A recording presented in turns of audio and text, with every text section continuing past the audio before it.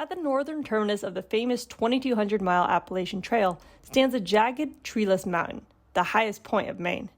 Katahdin's profile resembles that of a volcano, but is it one? To answer this, let's go back in time. The Appalachians are more than 480 million years old, consisting of belts of folded rocks, volcanic rocks, and even slivers of ancient ocean floor. All this evidence points to a collision of plates long ago. In fact, the birth of the Appalachian Range marks the first of multiple mountain-building collisions while the supercontinent Pangaea was forming. One of these mountain-building events, called the Acadian orogeny, occurred when an island arc, or a long chain of active volcanoes, collided with eastern North America about 400 million years ago. The collision resulted in the formation of Laccoliths, or these shallow intrusions of magma that deformed the overlying host rock.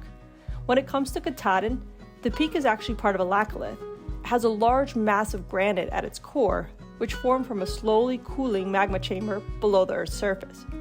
It never actually erupted. It solidified before it could. So rather than a volcano, Katahdin is known as a pluton. Then, over millions of years, Katahdin has been shaped by weathering, exposing its tough, erosion-resistant granite core below. Through glacial periods, ice carved these deep, bowl-shaped depressions called cirques into its flanks, giving it a volcanic caldera-looking shape. Before erosion set in, it's likely that the Appalachian Mountains once reached the heights of the Alps and the Rocky Mountains.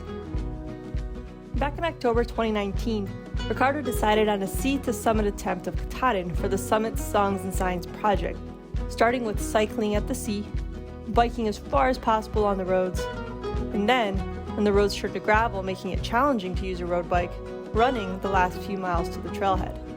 From there, we hiked up together to the summit in a snowstorm.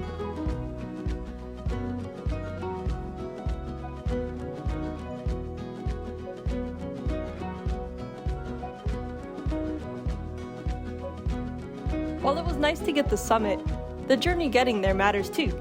As we enter a new year, 2022, take the time to think ahead and plan for new goals. What would you like to accomplish? And when it comes to fitness, are there ways you also can be creative to keep your interest and motivation?